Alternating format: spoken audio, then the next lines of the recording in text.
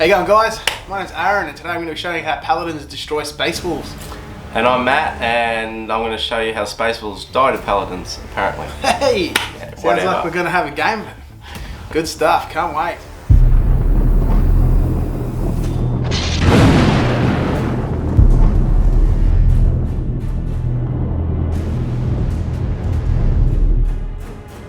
How you going, guys? We're back, and we're going to talk about our missions.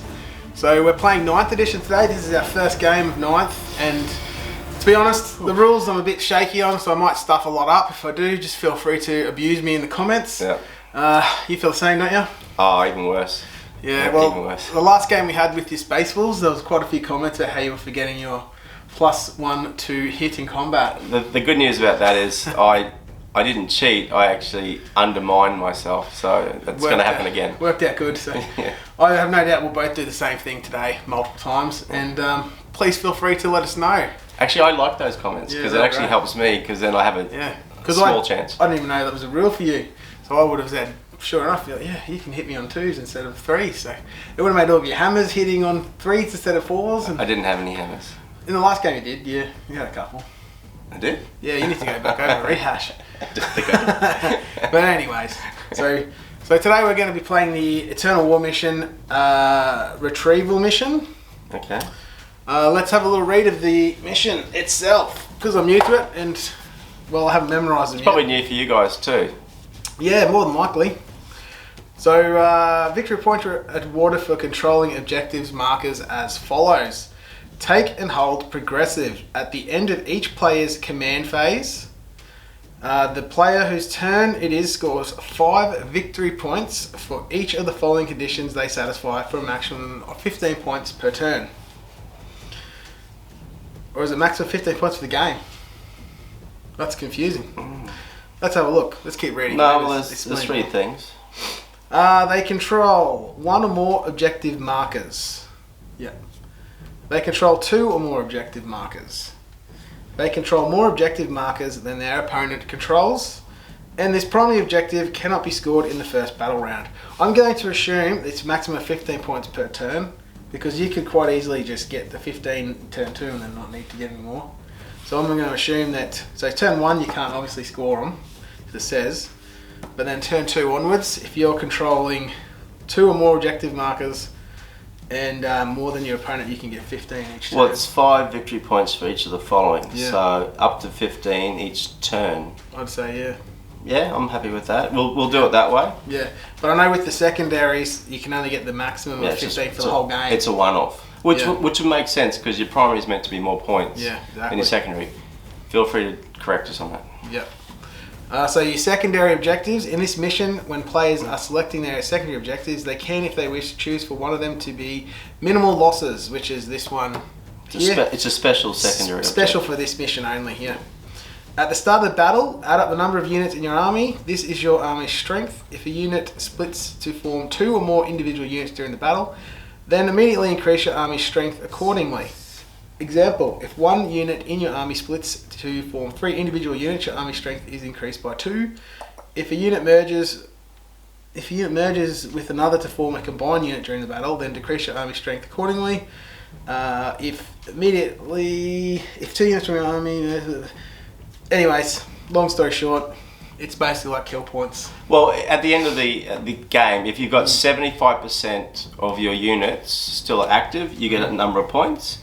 It's 15. Right, yeah. And if you have 50% or more of your army, you end up with 10 points. And if you've got 25% of your army or more, up to the 50%, you get 5 points. If obviously your army's been nailed and it's less than 25% of the number of units you had to start with, you get no bonus for it. So basically, if you want that one, you want to be pretty confident you've got a resilient army. Well, both of our armies are elite armies. Yeah. So that's an option. But they're not super resilient either. They're in the middle. I wouldn't say, well, because they don't feel no pains and stuff. I really don't know how it's going to go, to be honest. Yeah. Like there's even, but then you've got that hardcore. Anyway, we'll talk about that in a few minutes. Yeah. So that's our mission, Eternal War Strike Force Retrieval Mission. So we'll talk about secondaries as we talk about our lists, but have you picked your secondaries? Excellent. Yeah. I actually haven't quite gone over one yet.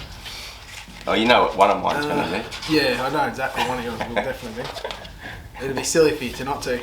I've just got to find the part which tells us how to bloody pick who's first and second. I think it's always down to this. It's going to be down to that. Let's just roll the dice and see who's who, and we'll figure it out off camera, eh? All right, let's go for it. I'm going to roll. Oh, and I failed instantly. I got a 1. I'm going to roll over here because that looks dangerous. That looks way safer over there. You got a 2. The one with a 2. That's how this game's going to be. And we'll work out what that actually means in a moment. All right, thank you, and to stay tuned. Cool. Yep. So, yes, we did the roll-off as you guys saw, and it turns out that the winner gets to decide who the attacker and the defender is. Yeah, I won the roll-off. 2 versus 1. So, yep, huge win. I chose to be defender. Just looking at the terrain, I wanted to be up this end. Not really understanding what his army could do, but I just thought there'd be blocking of line of sight and I could move a bit easier. That was my reasoning. Yeah, makes sense. Yeah. Makes sense. So you're deploying down here, is yeah, that correct? This end here. Okay, we'll go through the table in a few minutes as well so everyone can see them. Let's go over the list. The army I've chosen is based on models at the moment, just to be honest about that. There's a few things I want to add to the Space Wolves. I've seen some good... There's some stuff coming. Yeah, and in the process of painting stuff on sprues. So, anyway, I've got 3 Long Fang packs. I do like the firepower of them. A bit stationary, a bit boring, to be honest, but they're all las cannons, a few proxies. They do the job, but if you come up against an Imperial Light Army or something with lots of vehicles, they're going to be the guys that just decimate things. Yeah, I'm probably going to swap them out for something. I've got some models on the way for that, but all las cannons, a couple of proxies in there. To back that up, 2 Dreadies, twin las cannon and the rockets, just cheap points, resilient to a point. Yeah, they don't really die to bolter fire. Yeah, can be, you can if you put enough of them. But I think your army, from what I see over there, there's a few things that will cut through them and bring them down. Yeah, 2 damage smite. Murder Fang, it's more of a representation of me. I just like the craziness of it all. Seriously, he is fun though. He's done some cool stuff over the years. Yeah, like he's an interesting guy. I do like. And I try to kill him pretty quick actually, because if he gets into me, it's not. Yeah, fun. but he's a character, so I can actually hide him behind things, and then fingers crossed, I get a go with him, and hopefully in the game we get to see him do something before he carks it, and anyway, gets put down. Yeah. Intercessor. Yeah. 3 squads with the long range guns. So 30 inch. Pattern. Yeah, 30 inch. 36. No, it's only 30 for those. 30s is the bolt rifle. Is it? The bolt rifle's a strength 4, neg 1 AP. They're all the same. 1 damage. Points. The stalker pattern's the 36 inch one. It's got strength 4, neg 2 damage, I think. Yes. I'll have to check that. Yeah. Alright. It's one of those ones, doesn't change the points cost, but we'll check that. The actual models. The models have the rifles. I have the actual models, but they're still getting painted. Yep. For a little bit of attack and fastness, I've got the Thunderwolves. I've painted them up. I enjoy them. You're going to remember the 2+ to hit in combat in the first round this time? What? What do I have to do? They're with the Space Wolves with the 2+ to hit in combat. They're only 3+. Yeah, but they get +1 to hit when they charge. Charge or hurricane. They have a good 2+ to hit on the charge. They're all got storm shields except for one. There's a power fist in each group, and then they're led by Wolfguard battle leaders. They're proxies at the moment.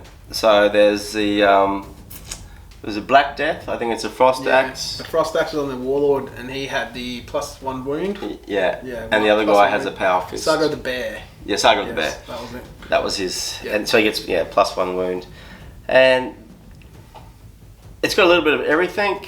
Pretty sturdy. Got some good fire bases. It's got some good go forward and take objectives things. Yeah, and there's nothing weird in there, so it's pretty easy for me to understand what I'm doing. Yeah, especially with Ninth, like just wrapping our head around how it works. Yeah. It's it feels very heavily tilted onto objectives, and I think now that the objectives are pre-set where they have to go, it means you're not going to get those guard players putting one behind a building somewhere and hiding it. they're set in a spot. You have to be there, so it's going to make the games a lot more violent in terms of combat and things. So to be honest though, like if it's in the shed and someone controls the shed, then you'll be pretty aware that they will set up their terrain beforehand, already knowing where the markers are going to go. So depends if the mission. Yeah, in our case it didn't. This is a set stable, so. I just want to show us the new terrain, which you'll see soon. Actually looks good. Yeah, so that's it. License like heavy support, elites, troops, fast attack, HQ. And you took the single battalion, and you didn't take any extra relics or spend a CP before the game. No. So you get the full 12 CP to start with, which is something you never really got much of. I never used them properly anyway. I think every time I had 5, I'd use 1. Yeah. So here we go. So I've actually also got something very special to tell you. I'm building a snow table. Ah! That's happening next week. I'm going to build it up, get it ready. Perfect. And, your Space Wolves are going to love it. Oh, I'm actually going to change the colour. I was thinking about changing the colour of these guys and dulling it down so it's more snow. Do it. Do it. Yeah, I'm going to take away I'm going to do more snow. It's going to be snow on the ground and like snowy looking rocks and stuff. It's going to be cool. Look, I just don't know how people feel if Space Wolves don't have that grey. We'll see. Just do whatever you want. It's your army. Yeah, alright. That's cool. Yeah. I'm pretty stoked about that. Fantastic. Thank you. So, we'll go on. Did you want to know my secondaries? Oh, yeah, absolutely, yes. Better quickly put Alright, because I'm versing Grey Knights, I'm definitely going Abhor the Witch. So I can get 5 victory points at the end of the battle for each psycho character unit that is destroyed. That's this one, isn't it? I think so. Oh, yeah. And 3 victory, and 3 victory points for every other enemy psycho unit that is destroyed. You can get 15 max for your secondaries, each one of them.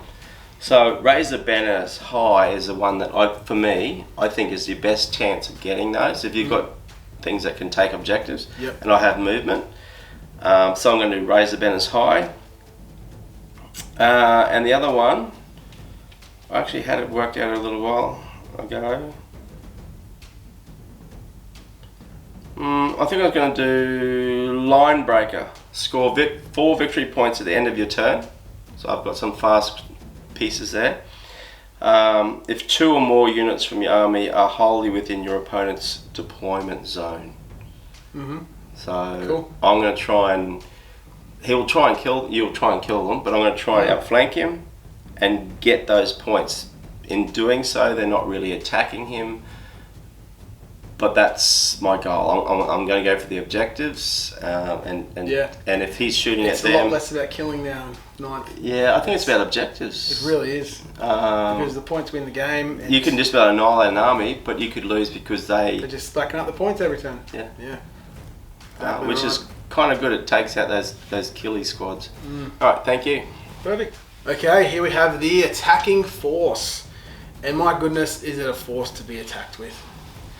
So we'll go over the list quickly, then I'll talk about my secondaries. So first, we've got Grandmaster Voldus right here, who is my Warlord.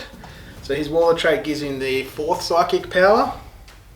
So I've got Armored Resilience, Edict Imperator, Ethereal Manipulation, and Warp Shaping. So the Warp Shaping's on him as the backup in case the other Librarian dies, so I can change my tide. What does that mean? So my tide, you know how you've got your combat doctrine, so you get the +1 neg 1 AMP and all that. So the Grey Knights have 4 tides instead, so it's different. So one of them is I get +1 save, a cover save if I'm in the open, but if I'm also in cover I get neg 1 to hit. The second one I get +1 strength and damage to all psi weapons, so the psi cannons, silencers and all that. The third one is that I can re-roll wound rolls of 1 with Nemesis force weapons in combat. And number 4 is what do I do? I went the cover save 1, the has he got any heavy shooting stuff or anything? 1, the psychic one. It's the one that makes my smites instead of 1 smite damage, it becomes 2 smite damage. So you can with that rule you can manipulate when you use whatever it is that you want to use. Yeah, but I have to cast a psychic power to make that happen. But I can keep changing back and forth whatever I want. And I can start the turn using one. That's annoying. Change the psychic power to change it, and then it changes into the other one. So I can do a psychic ability, which I have on Voldus, which allows me to then move my unit in the movement phase. Then I shoot it, and I can move it again as the Psy Cannon one. So then I can... I will be reading up on this. Yeah. And then I can then change it to the one that gives me the 2 damage smite, and then I can then smite you with the unit that's moved forward. Lots of little shenanigans. So Voldus is in a patrol, I should have mentioned. What's his save? Voldus, 2+, he's in Terminator armor. So 5+ Inva or 4+? 4+, he's the... And what's he armed with? He's got a relic hammer thing. It basically is the thunder hammer that doesn't have the neg to hit. So 2 to hit. 5 attack, 6 on the charge. 6 if you charge me as well. Then 3 damage, flat 3 damage. 2 to hit, no Goodness, he's a new character, isn't he? Nah, yeah, he came out in 7th, end of 7th. Or just before. But no one wanted him. Everyone wanted him. He's like the most popular guy in the league. He never ran him. I ran him all the time. No, you didn't. This is the first time I've seen him. Oh, okay. I'm not happy about it. But that's alright. He's basically like a mini Drago. But it's better than Drago with all that garbage. He's got more psychic than Drago. Yeah. So in his patrol, we've got the strike squad, which has the silencer. The leader has a halberd, and they've got the 3 squads with 3 other guys with falchions. And then we've got 2 venerable dreadnoughts, each with a las cannon and missile launcher. Twin las cannon. Twin las cannon and missile launcher. So they hit in the 2+. And with the new rules for 9th, they can move and shoot and have no negative modifiers. Same as your guys. So I can move, shoot my 2 shots or 3 shots, and still hit on 2s. And then I can also drop the stratagem on them, which gives them the bubble of reroll 1s to hit. So then they can be their rerolling 1s to hit with 2+. So. Actually, that's pretty common. I shouldn't. Yeah. You've got that in yours, I'm pretty sure. Yeah, I just don't know how to use it. Yeah. And in Voldus's patrol as well, there's also 2 fast attack, which is 2 squads of 10 interceptors. They each have 2 Psy Cannons, 5 halberds, and 3 falchions. And the leader has the falchions as well. What's a Psy Cannon do these days? Psy Cannon's basic thing is strength 7, neg 1, AP 1 damage. But then on the Tide, which amplifies the psychic weapons, that becomes strength 8, 2 damage, neg 1. You increase it. And then I can drop a stratagem on for 2 CP, which then increases the strength and AP. So then it becomes strength 9, neg 2. There's no point using that unless you're going against a dreadnought. Yeah, same with it's got strength 8, toughness 8, but. The option's there, and it works better in a squad with lots of them because you can only do the stratagem once per turn. So usually I'd either have a squad of paladins that has the 4 weapons in it, or I'd have a purifier squad. Oh, squad. Either or. Yeah. That'd be pretty cool. Yeah. So for this list, I didn't have enough points. What's the range on it? 24? 24.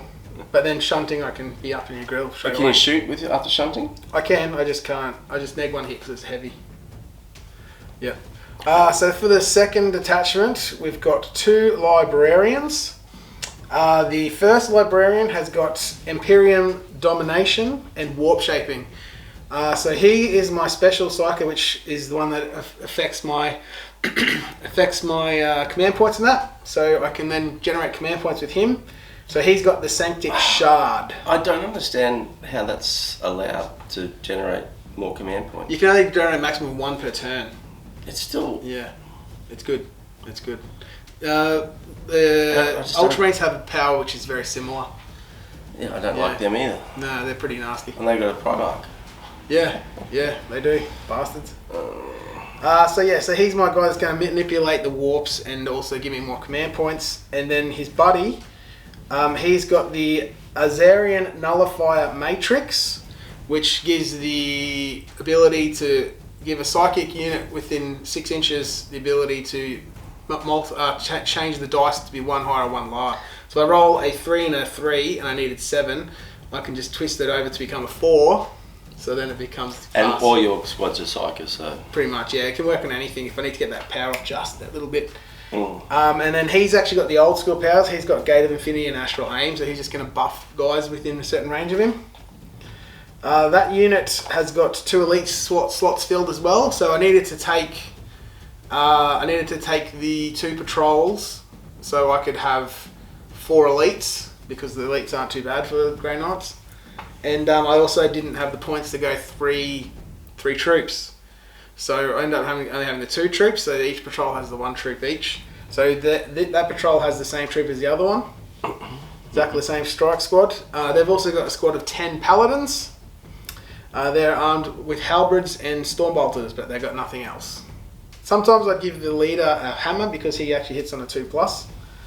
But in this case he doesn't. And they've got 3 wounds? 3 wounds each, yes. What's the invo? Their invo is 5, but their psychic ability is Sanctuary, which gives them +1 to their invulnerable saving throw. They have to cast that every turn though. They have to cast that to get off. I'm also looking at possibly putting a couple of staffs in there, because in combat that gives me another +1. So then I'd be 2+ invulnerable? 3+. 3+. Yeah, 3+ invulnerable. Really? Yeah. That's shocking. On some of them. It's just the same as a Storm Shield. Only the changing. guys with the staffs. Storm Shields are changing soon. What 2? They're going to be a 4+ invo, and they add +1 to your armor save. So it's become a 2+, 4+ as opposed to a 3+, 3+. Yeah. No. But give that time. So they've also got the Apothecary as the other elite. He's got armored resilience, so he's basically there to... Yeah. He's cool. He hangs out with the paladins. He's got a halberd. Yes, you can give him the hammer, but again, points. So he just cruises around with the paladins and buffs them up and does stuff with He's a nice model. And that's just the plastic ones out of the kit. It can come with all that stuff. Oh, they just like the colours. Yeah, I didn't go grey with him. I went black and white, so he's a bit cool looking. Well, he looks different. He does. He looks different. He definitely looks like a character. I'll be able to shoot him. Yeah. So he just walks around with the paladins. The paladins have those abilities where they can kill shit when they die. He then allows them to come back to life or heal wounds off guys that have been damaged. So there's lots of little buffs you can give to paladins now, which is why they're quite popular again. So another 2 years, everyone will hate them. Another 2 years, I hate them now. Like I'm just hating them with this conversation. So yeah. I don't know how I'm going to get through them. Yeah, it's just time. Yeah, I don't have time. Yeah, we'll just avoid them. They're going to come. Yeah, but you gotta shut them here, put them there. Yeah, put them wherever I want.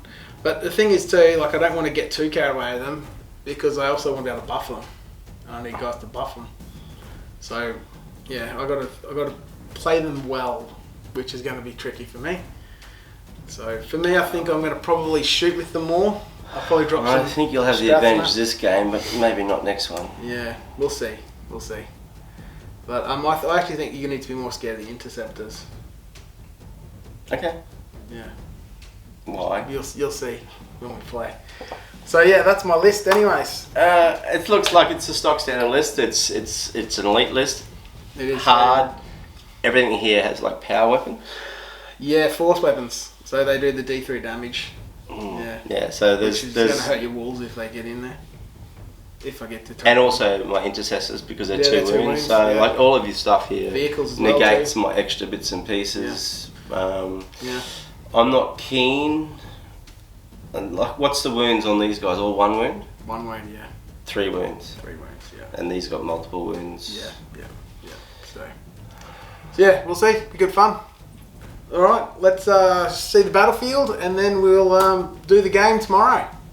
Excellent. Yeah, thank you. Okay, so here we go to the table. This is the deployment zone. This is where I will be setting up in this back corner. Got objective in the middle there. Over the back here, we've got the objectives behind the statue, and one just over the back there. Back over this side, we've got objective here and here. And then we've also got the objective in the back corner there for Matt in his deployment zone. So we're going crossways this way this game, and we are playing on the new table size for games of 40k. So stay tuned and come in tomorrow and you'll see the game playing in action. Thank you and goodbye.